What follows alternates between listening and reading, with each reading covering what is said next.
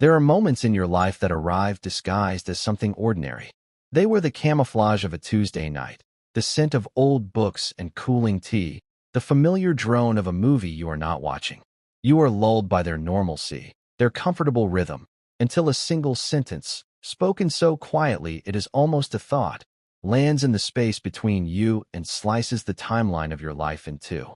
There is the before, and then, with a terrifying and exhilarating suddenness, there is the after. For me, that moment was a question, whispered into the fabric of my sweater, muffled by the proximity of a body I knew better than my own. He sat beside me, or more accurately, he was a warm, solid line pressed against my side, from shoulder to knee. The film credits were rolling, casting a pale, shifting light across the room, illuminating dust motes dancing in the air like tiny, silent constellations.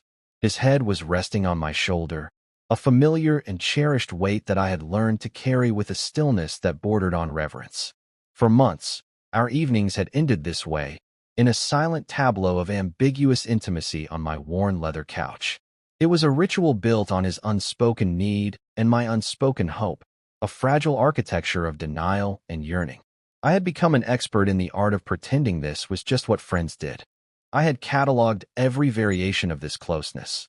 The way his breathing would deepen as he drifted towards sleep, the unconscious tightening of his hand where it rested on his own thigh, inches from mine, the soft sigh that was less about contentment and more about the slow release of a tension he carried with him from the outside world. My entire world had contracted to the points of contact between us, to the heat seeping through his shirt and mine, a low, steady current that I felt in my very bones. My own breathing was a carefully controlled exercise in restraint, a shallow, quiet rhythm designed not to disturb him, not to betray the frantic pulse hammering away in my chest. I was a cartographer of these small moments, mapping the terrain of our friendship for any sign that it might lead somewhere else, yet terrified of ever finding one. I existed in a state of suspended animation, a breath held for years, waiting for a sign that I could finally exhale. And then it came. His voice was rough with impending sleep, a low murmur that vibrated through my collarbone. "Leo." I made a sound of affirmation, a soft hum that I prayed sounded casual, relaxed, and not like the tremor of a plucked string. He shifted slightly, his cheek rubbing against the worn cotton of my shirt. The silence stretched, filled only by the quiet hum of the refrigerator from the kitchen and the distant sigh of city traffic. I waited, my muscles tensed. I thought he might be asleep, that the word had been a dream-soaked utterance. But then he spoke again, and the ordinary Tuesday night shattered into a million crystalline pieces. "Do you ever think about us changing?" The question hung in the air between us, as tangible as the dust motes in the projector's light. It was a question loaded with years of unspoken history, a key turning in a lock I had long since convinced myself was rusted shut. Changing. It was such a simple, innocuous word. Yet in that context, in that quiet, dimly lit room, it was a monolith. It was a door pushed open just enough to reveal a sliver of a world I had only ever allowed myself to visit in dreams. My heart, which had been hammering, seemed to stop altogether. The carefully constructed fortress I had built around my feelings for him, the one designed to protect our friendship from the destructive force of my own longing, crumbled to dust in the space of a single heartbeat. Before and after. In that moment, the after began, and I had no idea if it was a sunrise or an apocalypse. All I knew was that I could not pretend anymore. The ground had shifted beneath my feet, and I was falling. To understand the tectonic weight of that question, you would have to understand the foundation upon which it was asked. You would have to go back to a university library that smelled of aging paper and floor polish, to a shared table under the jaundiced glow of a reading lamp. I met Alex through a mutual acquaintance in a sprawling, anonymous art history lecture we were both taking to fulfill a humanities credit. I was there by design, a photography major soaking in the compositions of the masters. He was there by necessity, a driven computer science student checking a box on his way to a lucrative future of code and logic. He was a creature of structure and certainty, of binary and defined outcomes. I lived in a world of gradients, of shutter speeds and apertures, of capturing the fleeting, emotional truth of a moment. We should have been oil and water, two languages with no common translator. But our friendship bloomed in the quiet, fertile ground of late-night study sessions. I was drawn to the restless energy that hummed just beneath his easygoing surface, the way he would run a hand through his dark hair in frustration, not at the material, but at his own inability to conquer it instantly. He seemed, in turn, to be drawn to my stillness. While he wrestled with algorithms and data structures, I would sketch in my notebook, observing the play of light and shadow on the bookshelves, on his face. He said my quiet presence helped him focus. I never told him that my focus was almost entirely on him. He was dating a girl named Sarah then, a bright, bubbly political science major who seemed to perfectly complement his ambition. They were a campus power couple in the making, their future a straight, well-paved road. I was the quiet, artistic friend on the shoulder of that road, a permanent fixture in the periphery of his life. My feelings for him were a slow development, like a photograph emerging in a darkroom. At first, there was just an outline, an admiration for his dedication, a fondness for his quick, unexpected laugh. Then, the details began to appear. The way his eyes, a warm, deep brown, would crinkle at the corners when he smiled. The specific cadence of his voice when he was explaining something he was passionate about. The casual, unthinking way he would touch my arm to get my attention. These were small things, insignificant observations that began to accumulate, building into a vast, intricate mosaic of affection. The final image developed one rainy afternoon. We were caught in a downpour on our way back from a class, and we took shelter under the narrow awning of a closed bookstore. We were huddled close, shivering, laughing as we watched the street turn into a rushing river.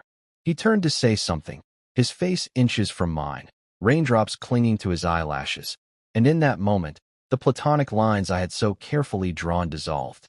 I saw him, truly saw him, and the quiet affection I felt for him bloomed into a love so profound and terrifying it stole the air from my lungs. Of course, I said nothing. He was with Sarah. He was, as far as I knew, completely and unshakably straight. My love for him became a secret garden I tended in the most hidden corner of my heart. I learned to live with the quiet ache of it, to treat it as a chronic but manageable condition. I told myself that his friendship was more than enough, that it was a rare and precious gift I could not bear to risk.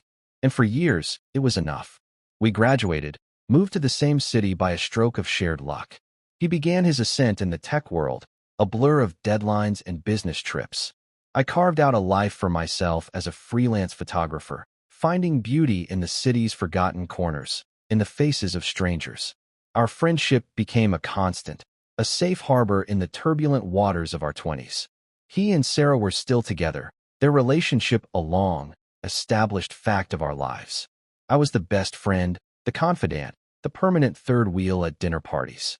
I played my part, so well I think I even managed to fool myself some of the time. I built my life as a structure designed to contain this love without letting it show. My apartment was my sanctuary, a space filled with my own quiet passions, shelves overflowing with photography books, walls covered in my own black and white prints, the air thick with the earthy scent of my many houseplants. It was a space that was entirely mine, a reflection of my inner world.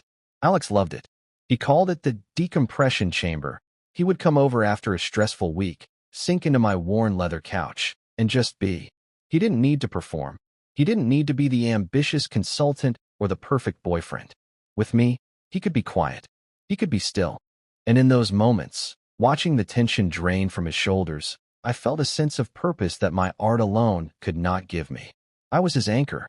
It was a role I cherished, even as it quietly broke my heart, over and over again. I compartmentalized my feelings.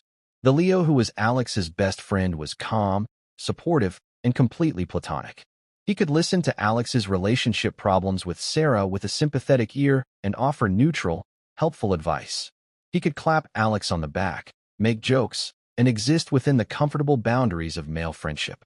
But there was another Leo, the one who lived in the quiet moments after Alex had gone home, the one who would trace the rim of the coffee mug Alex had used, who would notice the faint indentation his head had left on the couch cushion. That Leo was a lonely curator of ghosts, of phantom touches and unspoken words. He was the one who knew the truth, who carried the weight of this secret love like a smooth, heavy stone in his pocket, its presence a constant, reassuring, and painful reminder. This careful balance, this fragile peace, was maintained for 7 years. It was the longest and most stable period of my life. I thought it would last forever. I had accepted my role, made my peace with the garden I tended in secret. I never imagined that the walls would one day come down.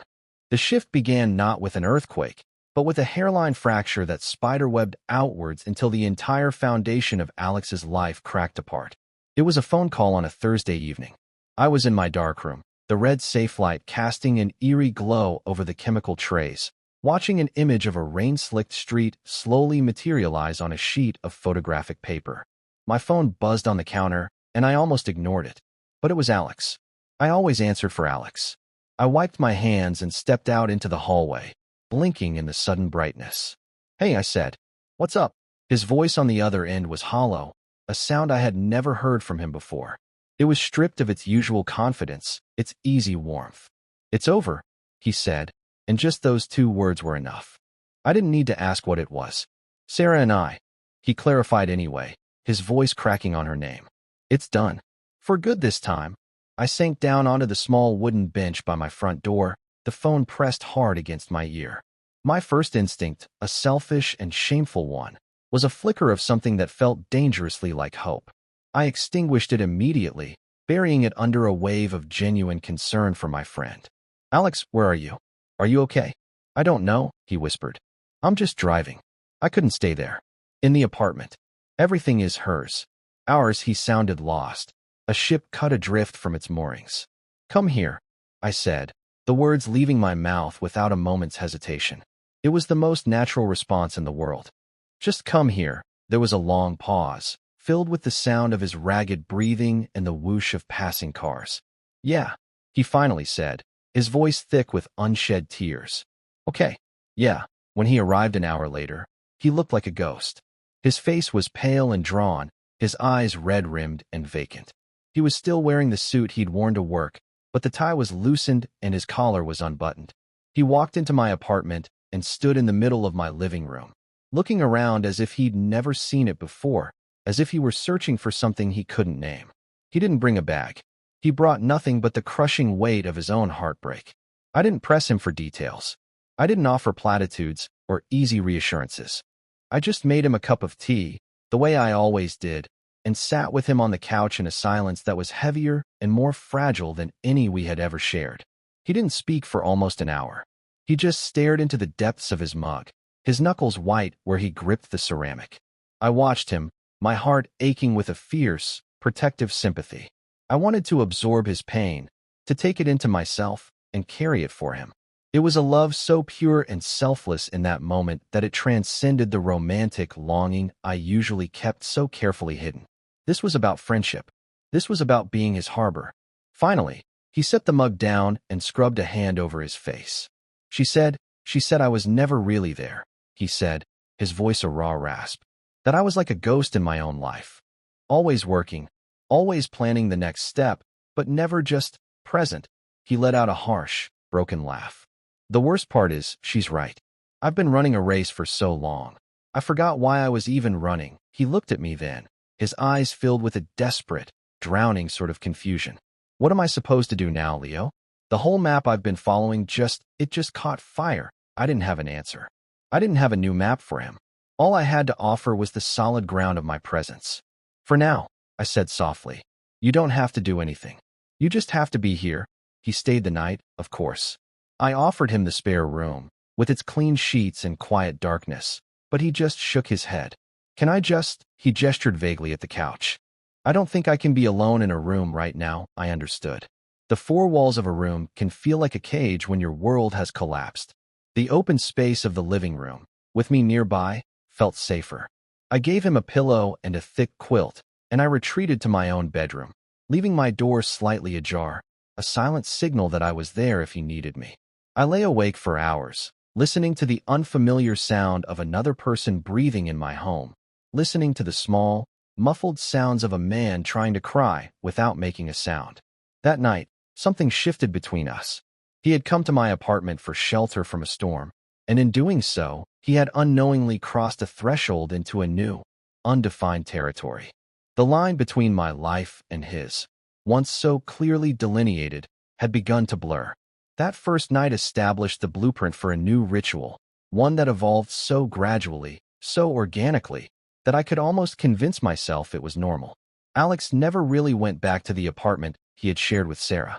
He had his name taken off the lease, packed his things into boxes that went into storage, and began a nomadic existence, crashing with various friends or staying in sterile corporate apartments when he traveled for work. But my apartment became his base camp, his emotional center of gravity. He would text me from the airport, heading home. "You around?" And the word home would send a complicated jolt through my system. He meant the city, of course, but the text was sent to me, and he was always on his way to my door. The couch was his designated space. At first, he would sleep there curled under the quilt I'd given him that first night, a solitary figure in the landscape of my living room. But the emotional proximity we had established began to translate into a physical one. It started during our movie nights. He would be back from a draining week-long trip to Chicago or Seattle, his face etched with exhaustion. We would order takeout, put on a film, and he would sink into the couch with a sigh that seemed to come from the very core of his being. He would sit at the opposite end at first, maintaining a respectable distance. Then, as the movie wore on and his exhaustion deepened, the space between us would shrink. An ankle would rest against mine. A shoulder would slump against my own. I became a connoisseur of these accidental touches, my senses on high alert for the slightest shift in pressure, the faintest whisper of contact. The first time he laid his head on my shoulder, I froze. My entire body went rigid, every muscle screaming. We were watching some mindless action movie, the screen filled with explosions and screeching tires, but all I could hear was the frantic, roaring sound of my own blood in my ears. He had just done it, a simple, fluid motion, as if it were the most natural thing in the world. He sighed, a warm puff of air against my neck, and settled in, his body relaxing against mine. I sat there for the entire 2 hours, a statue carved from stone, my arm going numb, my neck stiffening, terrified that if I moved, even an inch, the spell would be broken. When the credits rolled, he didn't stir. He had fallen asleep. I looked down at his face, softened in slumber, the harsh lines of stress and sorrow smoothed away.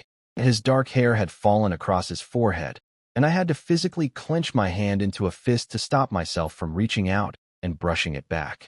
That was the moment I realized the profound danger I was in. My secret garden was no longer contained. Its vines were creeping out, threatening to entangle the real world. This became our new normal, the ritual of the couch. He would arrive, shed the armor of his professional life at my door, and slowly, inevitably, gravitate towards me. The pretense of watching a movie was often just that, a pretext for a closeness he seemed to need as much as oxygen. He would curl up against me, his long frame fitting against mine, his arm eventually finding its way across my stomach, his hand resting loosely on my hip. He would fall asleep like that, his breathing a steady, rhythmic tide against my side. And I would lie there in the flickering darkness, my heart a frantic bird trapped in my ribs, caught in an agony of exquisite sweetness. I was his human tranquilizer, his weighted blanket. I was a source of comfort, a safe place for him to land. I told myself this had nothing to do with me, not really. It was about his loneliness, his grief. He was self-medicating with my presence. Any man, any warm body, would have done. But a small, treacherous voice in the back of my mind would whisper, "He chose you. He keeps choosing you." I began to document it, in my own way. I never took a picture of him while he slept. That felt like a violation, a step too far into the territory of my secret longing. But I would photograph the aftermath, the evidence of his presence. The deep indentation his body left on the leather cushions, a perfect ghost of his form. The 2 coffee mugs sitting side by side on the coaster on the floor. The quilt, thrown haphazardly over the arm of the couch, still holding the faint, warm scent of him. These photographs were my secret language, a visual diary of our unspoken intimacy. They were quiet, lonely images, filled with a sense of presence and absence all at once. They were pictures of what I had, and of everything I was terrified to lose.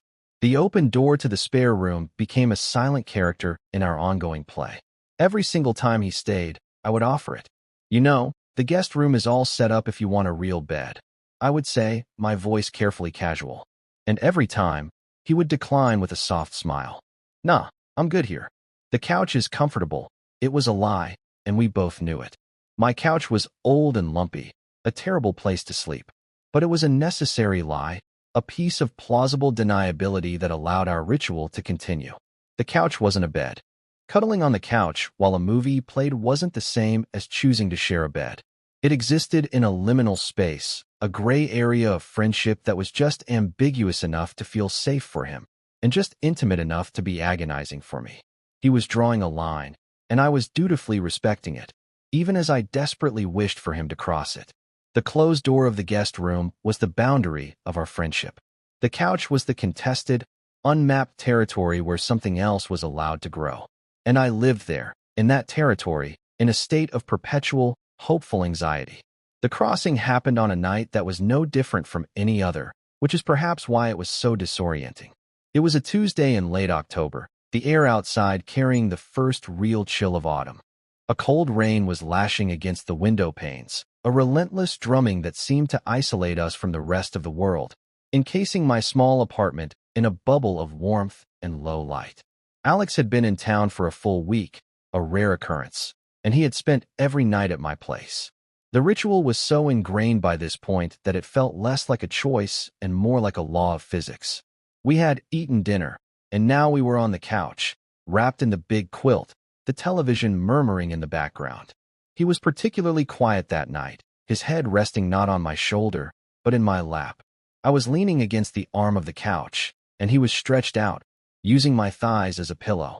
My hand was resting in his hair, my fingers idly, almost unconsciously, tracing patterns through the soft strands.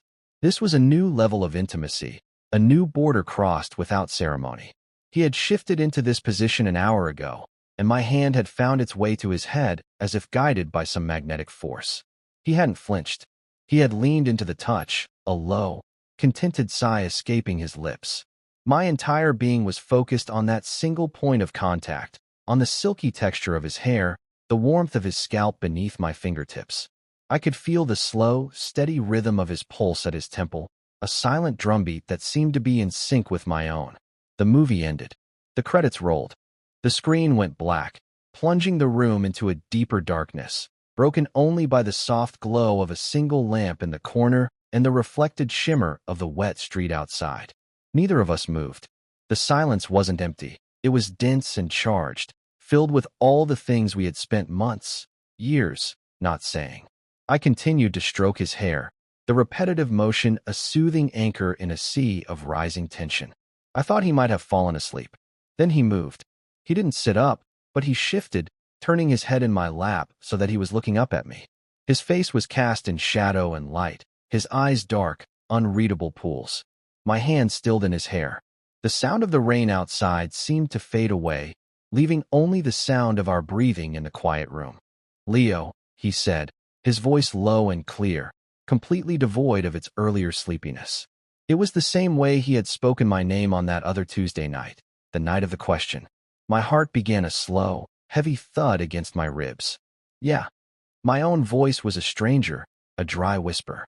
He held my gaze, and I felt stripped bare, as if he could see straight through my carefully constructed defenses and into the secret garden I had tended for so long. He saw it all. He knew. He must have known. His eyes searched mine, and I saw a flicker of something I had never seen there before. Not just need, not just loneliness, but a raw, terrifying vulnerability that mirrored my own. He lifted a hand, his fingers tracing the line of my jaw, a touch so light it was barely there, yet it sent a tremor through my entire body. I can't keep pretending I don't know what this is," he whispered, his thumb stroking my skin. "I can't pretend I don't feel safe here. Safer than I've ever felt anywhere." I couldn't breathe. I couldn't speak. I could only look at him, my whole world narrowing to his face, his touch, his words. "Would it be okay?" he asked, his voice cracking with the weight of the question. He didn't need to finish the sentence. We both knew what he was asking. He was asking for permission to shatter everything, to demolish the comfortable ruins of our old friendship and build something new and unknown in its place. He was asking me if I was willing to take that risk with him. And in that moment, all the fear, all the years of patient waiting and quiet aching, coalesced into a single, simple truth. I had been ready for this my entire adult life. I nodded, a small, jerky movement. It was all I could manage. But it was enough. He pushed himself up slowly, his movements deliberate, his eyes never leaving mine. He braced one hand on the couch beside my hip, the other still cupping my face, and he leaned in. The space between us, once a vast and uncrossable chasm, shrank to nothing. His lips met mine, and it was not a kiss of passion or demand. It was a kiss of quiet reverence, of profound relief. It was hesitant, soft, a question and an answer all at once. It tasted of salt and rain and years of unspoken longing. It felt like coming home. In the quiet of my living room, with the storm raging outside, a different kind of storm finally broke, and all the carefully built walls came tumbling down. The after had truly begun.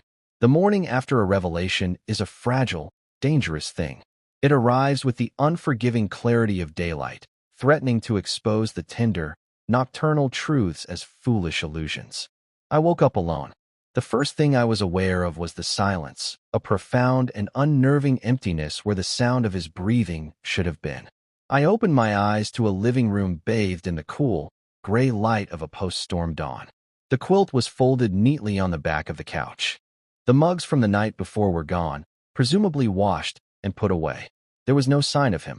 A cold, heavy dread pooled in my stomach. I sat up, my body aching from sleeping in a cramped position, and saw his keys were gone from the small bowl by the door. He was gone. He had left while I was sleeping, slipping out of my apartment like a thief in the night, taking with him the fragile, beautiful thing we had created in the dark. I grabbed my phone from the end table, my hands trembling. There was one new message. From him. My heart hammered against my ribs as I opened it. The message was 3 short, sterile sentences. Hey, had to run, early meeting. Sorry about last night. Was out of line. Out of line. The words were a physical blow, knocking the air from my lungs. It was a denial. A retraction. He was taking it all back, reframing that moment of earth-shattering vulnerability as a mistake, a momentary lapse in judgment. The beautiful, honest kiss was now just something he was sorry for. I read the message again, and then a third time, hoping that I had somehow misinterpreted the cold, corporate efficiency of his words. But there was no other way to read it. He was retreating, running as fast as he could from what had happened between us. The hope that had bloomed so brightly in my chest overnight withered and died, turning to a bitter ash. I felt like a fool, a naive, pathetic fool who had mistaken a moment of lonely desperation for a declaration of love. The following week was one of the longest of my life. It was a week of crushing silence. He didn't call. He didn't text again. My attempts to reach him went straight to voicemail, my messages left unanswered. He had erected a wall between us, as sudden and impenetrable as if it were made of concrete and steel. The silence was a form of torture, leaving me alone with my own spiraling thoughts. I replayed the kiss, the conversation, every moment of the past few months, searching for the sign I had missed, the misinterpretation that had led me to this humiliating precipice. Had I imagined the vulnerability in his eyes? Had I projected my own feelings onto him so completely that I had manufactured a reciprocity that was never there? The pain was sharp and constant, but beneath it, a slow anger began to burn. I was angry at him for his cowardice, for his cruel and dismissive silence. He had initiated everything. He had asked the question. He had leaned in for the kiss. He had opened that door, and then, when I had dared to step through it, he had slammed it shut in my face. But I was also angry with myself. I was angry at the passive, patient man I had been for so long, the quiet observer who never dared to ask for what he wanted. I had waited for him to make a move, and now I was paying the price for his confusion and my own inaction. By the 8th day, the anger had burned away the hurt enough to leave a core of cold, hard resolve. I would not let this end in a sterile text message and a ghosting. Our friendship, our history, deserved more than that. I deserved more than that. I would not let him erase what happened or define it as a mistake. It was not a mistake. It was the most real thing that had ever happened between us, and I would not let him hide from it, or from me. I drove to his office building that evening. I didn't have a plan. I just knew I couldn't spend another night staring at the walls of my apartment, at the ghost of him on my couch. I parked across the street and waited, watching the tall glass tower empty out, a slow exodus of suits and briefcases. Finally, I saw him. He walked out of the revolving doors, his shoulders slumped, his face pale under the streetlights. He looked exhausted, haunted. He looked just as miserable as I felt. I got out of the car and called his name.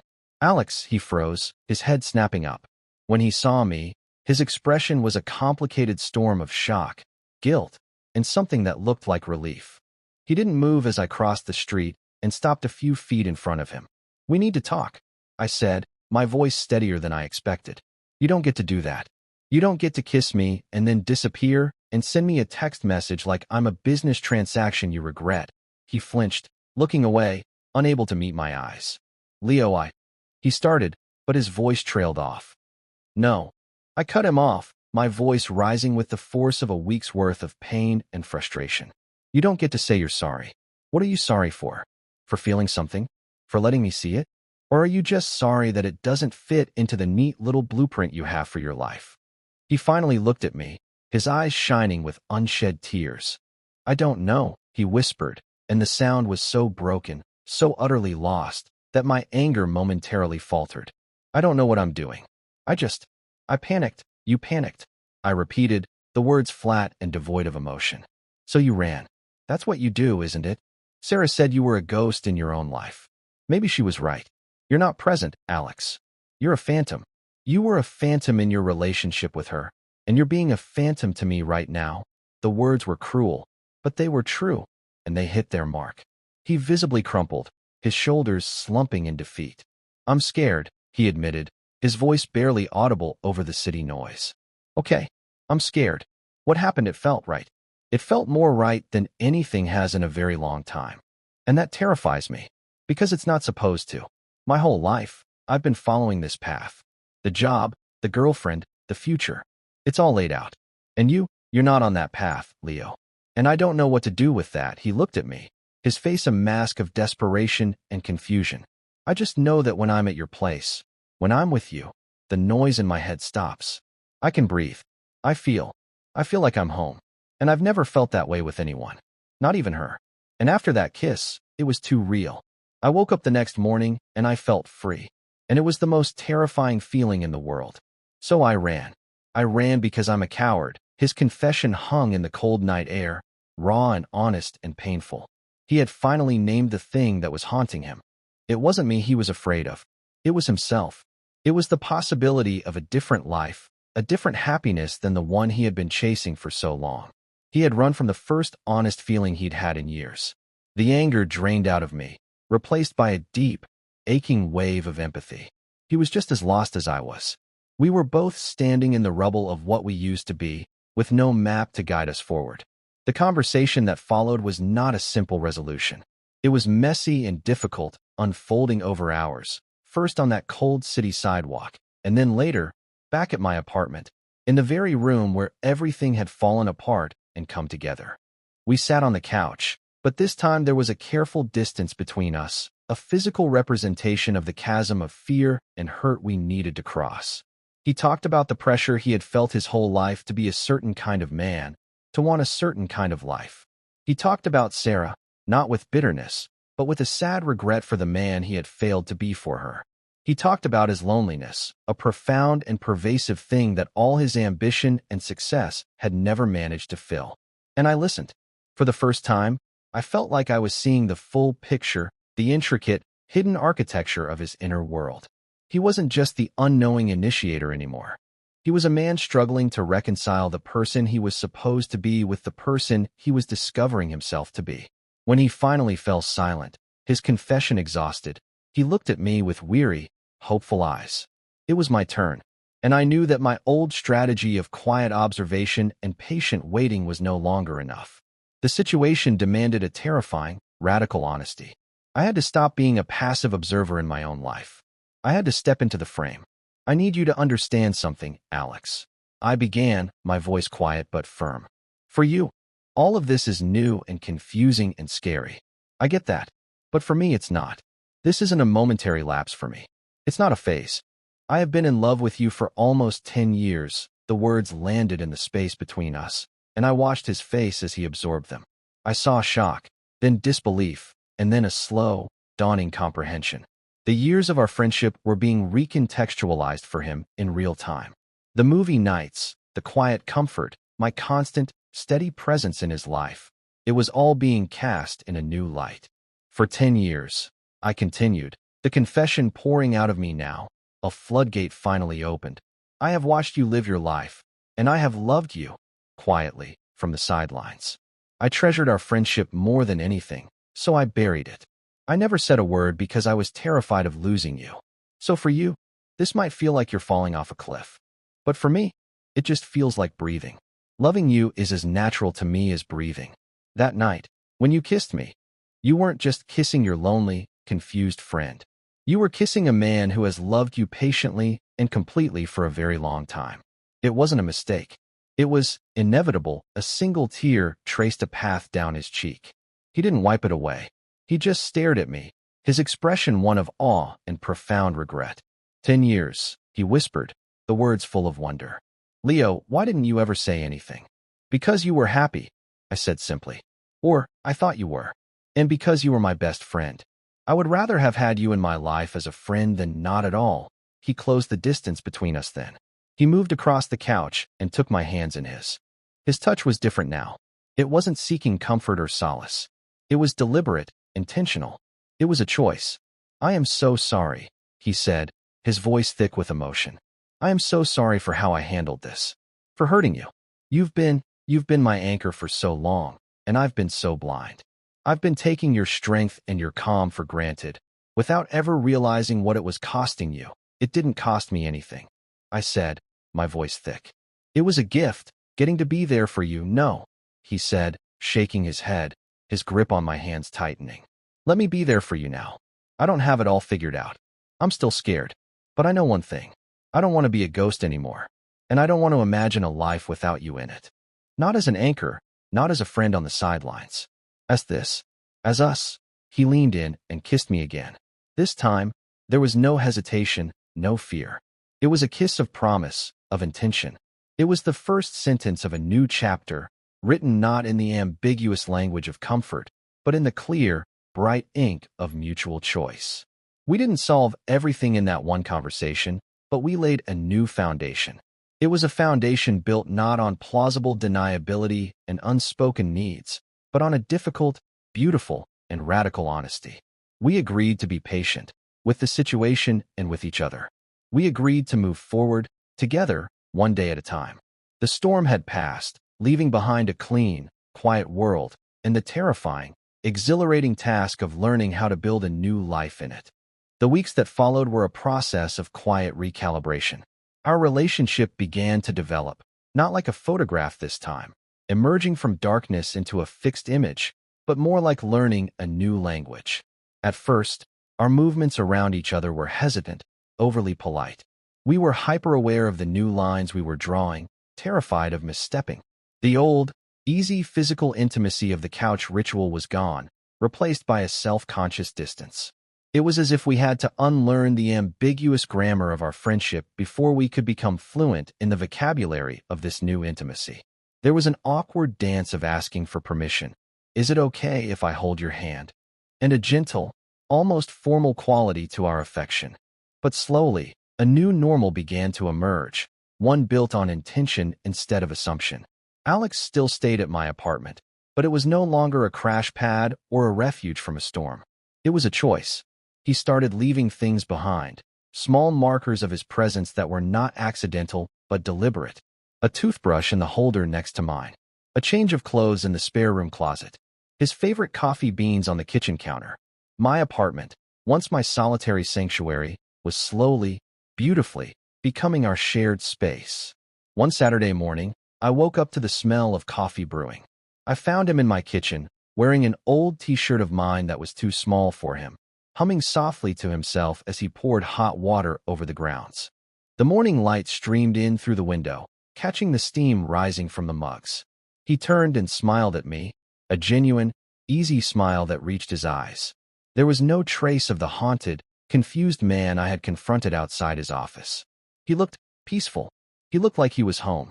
"Morning," he said, his voice warm. He handed me a mug. I figured it was my turn to make the coffee. I took the mug, our fingers brushing. A simple, everyday gesture, but it was filled with a new significance. It was an act of care, of domestic partnership. "I could get used to this," I said, my voice still rough with sleep. "I hope you do," he replied, his eyes soft. That night, as we were getting ready for bed, he paused at the door of the guest room, where he had been sleeping for the past few weeks, giving us both the space we needed. He looked from the open door of that room to the open door of my room, and then he looked at me. "I'm tired of sleeping in the guest room," he said, his voice quiet but certain. A slow smile spread across my face. "Me too." He walked into my bedroom, and I followed, closing the door behind us. The sound of the latch clicking into place was a declaration. The door, which for so long had been a symbol of our boundaries, of the things keeping us apart. First his relationship with Sarah, then his fear, then our own caution, was finally, securely closed. But this time, we were both on the same side of it. We had chosen to be in this room, in this life, together. We lay in the dark, side by side, not touching at first, just listening to the quiet rhythm of each other's breathing. There was no pretext, no movie playing, no exhaustion to blame. There was only the simple, profound truth of our mutual presence. He reached for my hand under the covers, his fingers lacing through mine. His touch was warm and solid, a grounding force in the darkness. "Leo," he whispered after a long, comfortable silence. "Yeah. Thank you," he said. "For waiting. There was never anyone else to wait for," I whispered back, and it was the truest thing I had ever said. We began to heal in the beautiful, honest silence we had learned to create together.